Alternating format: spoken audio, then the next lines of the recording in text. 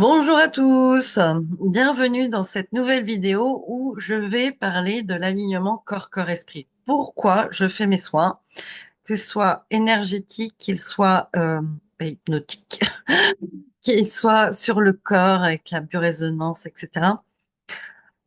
Pourquoi je fais ces soins? C'est juste quelque chose de simple, de très clair, de précis, et on va retourner un peu vers les chakras. Je vais vous partager tout ça. Alors voilà, je vais vous partager l'alignement corps-cœur-esprit et quelque chose, enfin de façon claire et précise avec des visuels, un seul visuel d'ailleurs. Et je retourne sur mon visuel de base avec les chakras et les corps. Voilà. Ici, comment expliquer cet alignement corps-cœur-esprit? On le voit déjà rien qu'au chakra. Ici, au niveau juste là, l'alignement, ça concerne l'alignement des chakras. Voilà. Le but ici, c'est d'aligner les trois premiers chakras qui sont relatifs au corps, au pulsionnel et à l'émotionnel. Il y a un lien entre la pulsion du corps, parce que les trois sont reliés à l'ADN, donc la pulsion du corps avec l'émotionnel. Donc quelque chose de d'animal, de sauvage presque, ici, dans ces trois chakras. C'est pour ça que beaucoup de personnes restent bloquées dans l'évolution dans ces trois chakras qui sont difficiles quand on développe une conscience parce que le corps a tellement l'élan parfois euh, que ça peut faire peur et que l'on freine cet élan. Quand on est enfant, c'est là où on a l'élan le plus fort euh, d'aller vraiment côté rebelle, dire non, lutter, voilà, exprimer ses émotions, sa colère et tout, sa joie aussi. Tout est décuplé parce que c'est vraiment le corps ici, le côté pulsionnel.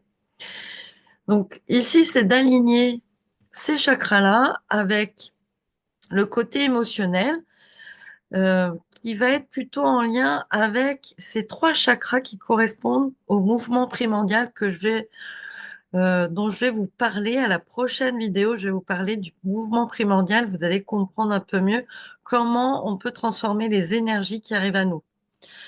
Et quel est l'enjeu, en fait, de la vie sur Terre? Un peu. Ça permet aussi de décliner ça. Donc ici, on a des chakras qui sont reliés plus à l'émotionnel, comment moi je me comporte. Le plexus solaire, c'est moi, mes émotions. Le cœur, c'est l'amour, c'est central. Et ici, c'est comment je m'exprime. Donc là, on est sur le cœur. Et puis après, on rajoute le mental. Le mental, l'esprit, il est situé, pardon, dans les trois chakras du haut. Donc on va retrouver le chakra de la gorge, le troisième œil, le coronal ici. Donc, très important. On voit déjà ici ces groupes de chakras qui s'entremêlent. Euh, donc ici, au niveau, on est plus dans l'intellect, l'analyse. Voilà, on réfléchit, on raisonne ici. Donc c'est beaucoup moins pulsionnel que là.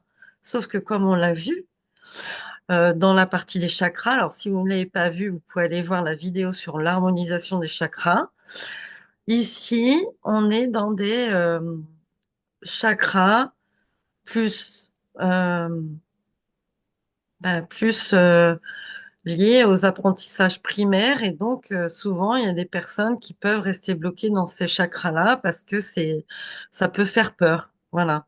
Quand on est beaucoup dans la tête, ici, hein, ça peut faire très peur. Le but étant de vraiment connecter les trois et on voit bien ici que les trois sont interconnectés. Ils sont ensemble.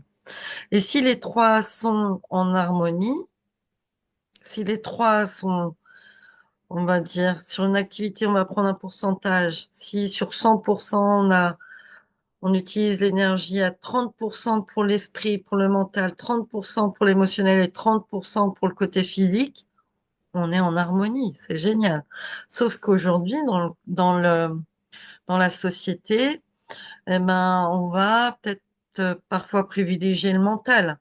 Et si on privilégie le mental, eh ben, on a moins envie de bouger. C'est-à-dire d'être dans le physique et de faire du sport ou une activité un peu de la marche ou une activité un peu où on bouge, quoi. Où on se met en mouvement. Et donc, on peut aussi développer de la constipation parce que les émotions, elles sont en lien avec le système digestif. Donc, bah, ça peut ralentir la digestion qui demande quand même pas mal d'énergie. Si on est beaucoup dans l'émotionnel, eh bien, on va avoir du mal à clarifier justement ces émotions par le raisonnement. Et puis, on va aussi avoir du mal à se mettre en mouvement parce qu'on va peut-être être triste, avoir beaucoup d'émotions, donc être triste, en colère.